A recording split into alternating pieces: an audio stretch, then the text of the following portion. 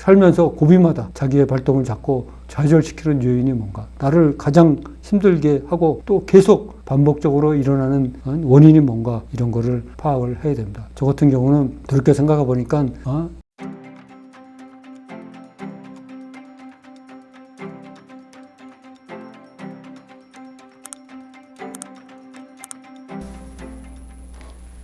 안녕하십니까 여러분, 종목왕 김정수입니다. 여러분과 계속 이렇게 여러 번 만나게 되니까 너무 반갑습니다. 지금 이번 시간에는 제가 직장 생활을 30년 동안 했는데, 직장 생활에서의 경험이 주식 투자한테 미친 영향, 또 긍정적인 영향에 대해서 우리가 한번 생각해 보도록 하겠습니다. 제 책 마지막 구절, 마지막 페이지에 보면 이렇게 썼습니다. 끝으로 내 묘비명에 다음과 같이 쓰고 싶다. 뭐라고 쓰고 싶냐? 끝까지 포기하지 않고 꿈과 희망을 이루다. 끝까지 포기하지 않고 꿈과 희망을 이루다. 이렇게 쓰고 싶다고 했습니다. 마찬가지로 여러분들도 첫 번째로 절대로 안 될 것이라고 미리 포기하지 마시기 바랍니다. 저는 82년도에 졸업하고 1년 동안 회계사 공부하다가 안 돼가지고 그냥 취직해야 되겠다. 아버님 건강도 안 좋으시고 돈도 없고 그래서 이제 82년도에 입행을 하게 되었는데, 85년도부터 종합기획부에 근무하게 됐습니다. 소위 삼성그룹의 기획조정실 같은 데죠. 거기서 근무하게 된 도중에 88년에 갑자기 해외 유학 학생 선발 시험을 선발을 하겠다. 한 명을 보내겠다. 해외 유수 대학에 한 명을 보내겠다. 이렇게 공고가 났습니다. 근데 소문에 의하면 유학 선발 시험은 누구누구를 보내기 위한 사전 절차다. 그래서 괜히 들러리 쓸 필요 없다. 이렇게 소문이 자자했습니다. 그래서 많은 사람들이 미리 포기를 했습니다. 그러나 저는 포기하지 않았습니다. 그때 당시 저는 GRE, GMAT 이런 해외 유학을 가기 위한 사전 시험이 뭐가 있는지도 몰랐던 상태입니다. 그러나 6개월 동안 퇴근 후 열심히 공부를 해가지고 그야말로 이 유학 선발 시험에서 결과적으로 3,000점, 총점 한 3,000점 되는데 제가 6점 차이로 1등을 했습니다. 그리고 지목된 어떤 분은 2위를 하고 커트라인을 통과한 사람이 3명이 됐습니다. 그래서 은행에서 고민 끝에, 2달 동안 고민 끝에 결국 3명 모두 다 보내자. 이렇게 해서 제가 가게 됐고, 그 후 저희 은행에서는 매해 3명씩 해외에 유학생을 선발해서 대학원에 보내게 됐습니다. 그래서 절대 안 될 거라고 미리 포기하지 말자, 이런 경험을 얻었습니다. 포기하는 순간 확률은 제로가 됩니다. 저도 12번 깡통을 쳤는데 만약에 포기했다면 지금 여기에 앉아 있을 수가 없었을 것입니다. 제가 참고적으로 말씀드리면 일리노이 주립대학은 미국에서 20위 정도 하는 대학이고, 반도체를 처음으로 만든 대학입니다. 반도체로 만든 대학이 일리노이 주립대학이지만 그 반도체를 갖고 돈을 최고로 많이 버는 나라는 우리나라죠. 그리고 노벨 물리학상을 한 사람이 2번이나 받은 그런 우수한 교수도 있었습니다. 인구가 10만인데 학생이 5만이고 교수가 2만 명인 그런 것입니다. 근데 여기 학교에 나온 게 주식하는 데는 큰 도움이 되진 않았지만, 유사히 제가 강의를 하고 다른 사람들을 가르치는 데는 큰 도움이 되는 것 같습니다. 아울러서 이 나름대로 가방건이 있다 보니까 제가 처음 나왔을 때 단기 매매를 한다고 이렇게 외치고 있었을 때 많은 사람들이 저를 비난했었는데, 그래도 이때 제 가방건이 나름 긴 거를 보고 그래도 비난의 수위가 많이 낮았던 것 같습니다. 그래서 조금 도움이 된 바가 있다, 이렇게 하겠습니다. 아울러서 인생은 세 홍지마다 이렇게 두 번째로 생각해야 될 것 같습니다. 어려운 일이 생겼다고 절대로 좌절하지 말아라, 이렇게 말씀드리도록 하겠습니다. 제가 종합기획부, 국제부, 인사부 등 본부부서 요직을 두루다 거쳤는데, 그렇게 거친 것이 나중에는 또 이게 발목을 잡아서 제가 종은행과 신한은행 합병할 때 신한지주회사로 차출이 됐습니다. 모든 사람이 부러워했죠. 그러나 시간이 흐르면서 모든 사람의 우상에서 모든 사람의 적이 되어가지고 만인으로부터 비난을 받아갖고 양쪽으로부터 신한은행과 종은행 양쪽에서부터 비난을 받아서 결국은 자천하게 됐습니다. 그래서 결국은 그게 또 도화선이 돼서 결국은 퇴직까지 하고 명예퇴직금도 못 받고 퇴직하게 되는 상황까지 이르렀습니다. 그래서 인생은 돌고 도는 거다. 좋은 일이 나쁜 일이 되고 나쁜 일이 좋은 일이 된다. 이렇게 말씀드리도록 하겠습니다.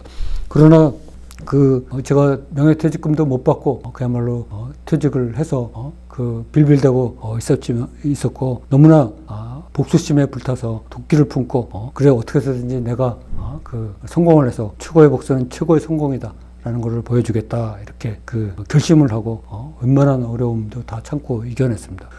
퇴직하고 나서는 신한은행 문 앞에도 제가 지나가지 않았습니다. 증오의 대상이었죠. 그러나 요새 돌이켜보면 오히려 신한은행에서 그때 나를 그렇게 잘라줬기 때문에 오히려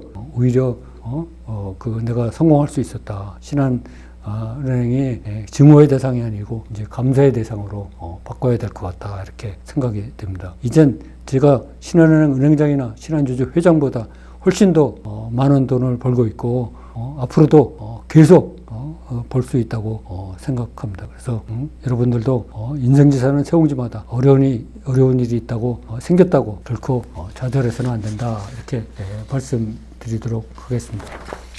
그 다음에 이제 저희가 생각해야 될 게 내가 강해야 내가 살고 모두가 산다 이렇게 말씀드리도록 하겠습니다. 제가 본부 부서에 있다 보니까 많은 사람들을 도와줄 기회도 있었는데 심지어는 부서정 당할 사람마저도 제가 당하지 않도록 했습니다. 그런데 제가 은행에서 잘리는 어려운 상황에 닥치니까 모두가 돌아섰습니다. 저를 생명의 은인이라고 생각하고 가족을 살렸다고 생각하고 저한테 그야말로 평지에서 무릎을 꿇고 고맙다고 큰 절을 한 그런 사람도 먼 데서 내가 나타나니까 피해서 도망갔습니다. 친구들도 하나둘씩 등을 돌렸죠. 가족, 친척 모두가 점점 멀어졌습니다. 세상의 이치는 다 그런 것 같습니다. 윤석검 회장이라고 그분도 자기가 사업에 망하니까 사업가에서 사기꾼으로 전락했다고 그럽니다. 손정희 회장도 자기가 사업에서 망하니까 모든 동지가 다 적으로 변했답니다. 모두 다 자기를 짓밟는데 앞장섰다고 그럽니다. 사기꾼 소리를 들었고요. 그래서 손정희 회장이 재기하고 나서 그때 자기를 조금이라도 홀대 안 하고 그래도 밥 한 끼라도 산 사람들한테 모두 다 1억엔 우리나라 돈이죠. 현금 10억씩 현금으로 줬다고 그럽니다. 현금으로. 저도 조금 더 성공하면 저한테 조금이라도 좀 잘 해주신 분들한테 보답을 하도록 하겠습니다. 제가 주식을 하면서 돈이 부족하고 또 펀드를 모집해서 하면은 조금 잘할 수 있겠다 이렇게 생각이 들어서 펀드를 모집했는데 저를 사기꾼으로 모르는 사람들이 있습니다. 제가 성공하고 나니까 연락이 와서 자기한테 주식 종목 좀 제발 좀 달라 이렇게 상황이 변했습니다.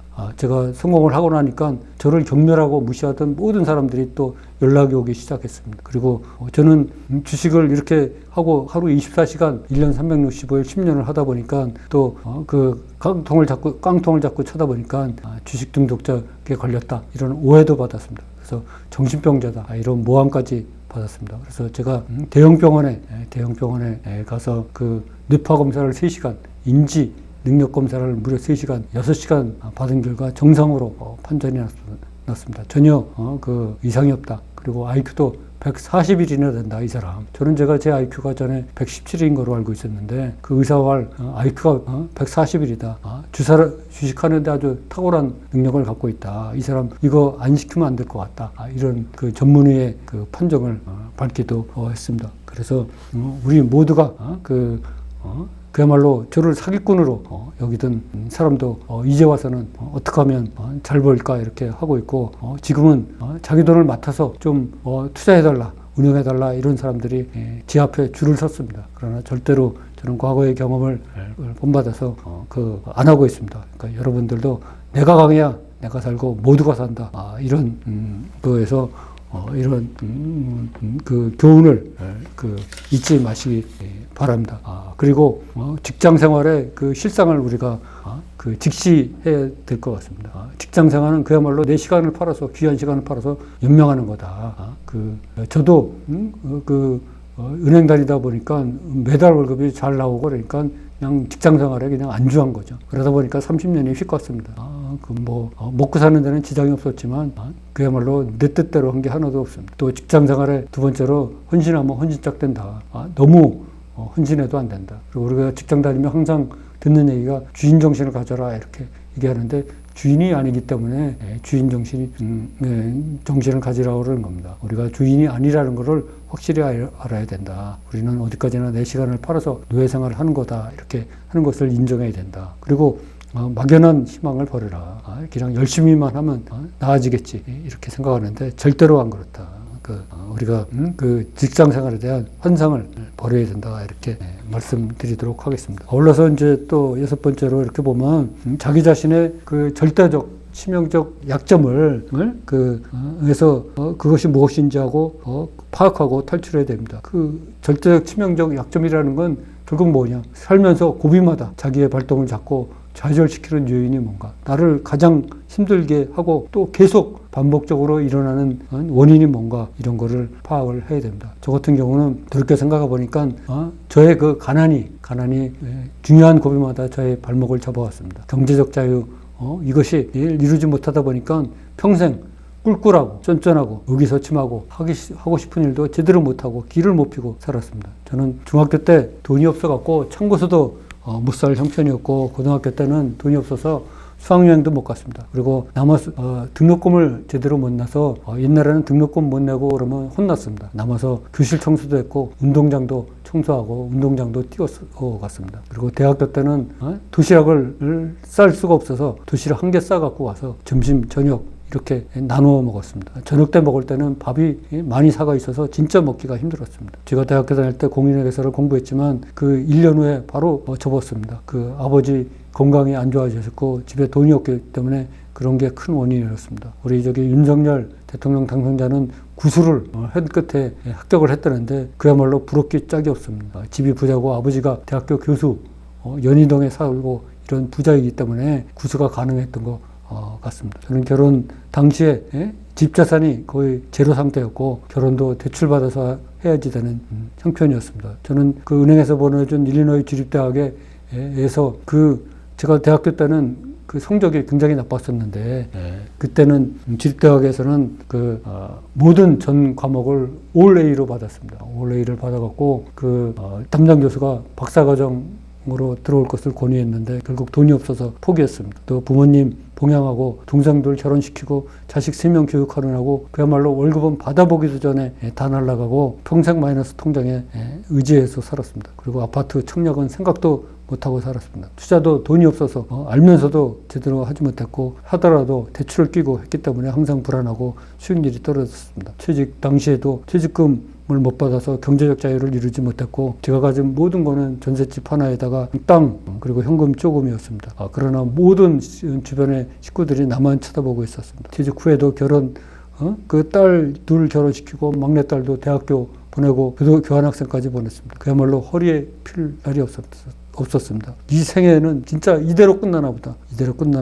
내 절대적 치명적 약점에서 벗어나지 못하고 이대로 끝나나 보다. 이렇게 생각을 또 하고 때로는 포기하고 싶은 마음도 강했습니다. 그러나 독하게 포기하지 않고 계속 도전을 해서 12번 깡총 차고 드디어 경제적 자유를 이루었습니다. 저는 내년 말까지 제 절대적 치명적 약점을 모두 다 클리어하기 위해서 하늘 아래 있는 모든 부채를 기일이 되는 대로 다 갚을 예정으로 있습니다. 단지 증권회사의 신용만 3차, 4차 매수할 때만 쓰고 모든 돈을 상환할 예정입니다. 저는 65세 나이에 경제적 자유를 이루었기 때문에 평생 나를 짓누르던 절대적 치명적 약점에서 벗어났습니다. 이런 것을 벗어나다 보니까 그때 안도감, 행복감, 성취감은 그 누구도 이해할 수가 없었을 것입니다. 저 자신만 느끼는 그런 안도감, 행복감, 성취감을 느꼈습니다.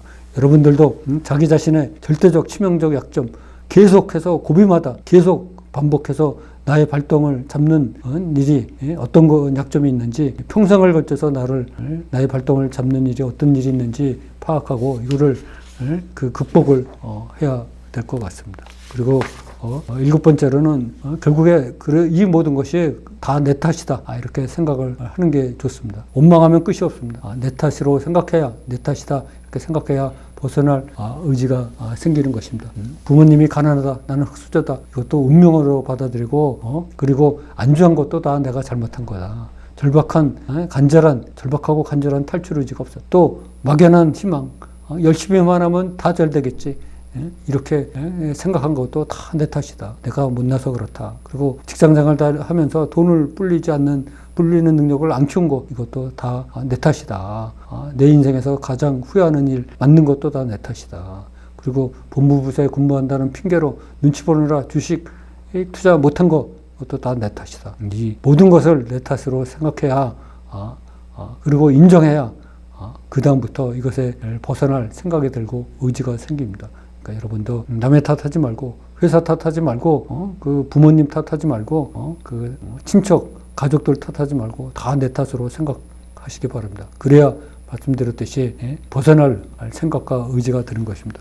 그래서 마지막으로 이런 것을 다 종합해서 살펴보면 결국 그 직장생활은 열심히는 하되 열심히는 하고 최선을 다하되 과도한 희생은 하지 말아야 되겠다. 두 번째, 영원한 직장은 없다. 항상 차선책을 마련해 놓고 있어야 된다. 플랜 B, C도 해놓고 있어야 된다. 저도 30년 다니던 직장에서 모든 사람들이 부러워하던 그 직장 생활에서 제가 잘리고 명퇴금도 못 받고 쫓겨났습니다. 또한 구멍가게 하나를 하더라도 네 가게를 할 준비를 해야 된다. 효성그룹 창시자 만우 조 회장님이 그 이병철 회장님하고 제일 모직이라는 회사를 만들어서 반은 자기 건 줄 알았는데 어느 날 갑자기 무슨 사건으로 사장 자리에서 물러나왔더니 자기는 아무것도 없더라. 그래서 구멍가게를 하나 하더라도 내 것을 해야 된다. 그렇게 생각을 하고 그때 효성그룹을 창제해서 큰 그룹으로 기관산업을 만드는 큰 그룹으로 다시 탄생하게 되었습니다. 여러분도 구멍가게 하나를 하더라도 내 가게를 만드는 쪽으로 그렇게 하시기 바랍니다. 또한 그 돈을 버는 능력을 키우시기 바랍니다. 이것이 가장 큰 가장 근본적인 해결 방법입니다. 그리고 또 숨은 재능을 찾아야 되겠다. 저는 요새 그 숨은 재능을 찾은 것이 30년 동안 은행 생활을 했는데 그때는 그냥 단순하게 은행만 다녔었죠. 근데 지금은 이렇게 하다 보니까 조그만 지식이라도 제가 가르치는 것을 좋아한다. 그리고 잘하고 좋아하고 잘한다는 것을 새롭게 알게 되었다. 제가 말을 버벅거리고 더듬거리고 잘 하지 못하지만 그래도 사람들이 진정성을 알아주고 애쓴다 하면서 오히려 격려와 칭찬을 보내주셔서 제가 거기에 용기를 얻어서 새로운 재능을 찾은 것 같습니다. 올라서 여러분은 마지막으로 새로운 세상에 준비해야 된다. 시야를 크고 길게 멀리 봐야 된다. 저도 30년 은행 생활만 하고 그때는 직업이 하나였지만 지금은 책도 쓰고 이렇게 하다 보니까 그 첫 번째로 전업 투자자로서 활동을 하고 저자도 되고 크리에이터도 되고 일타 강사도 되고 강연자도 되고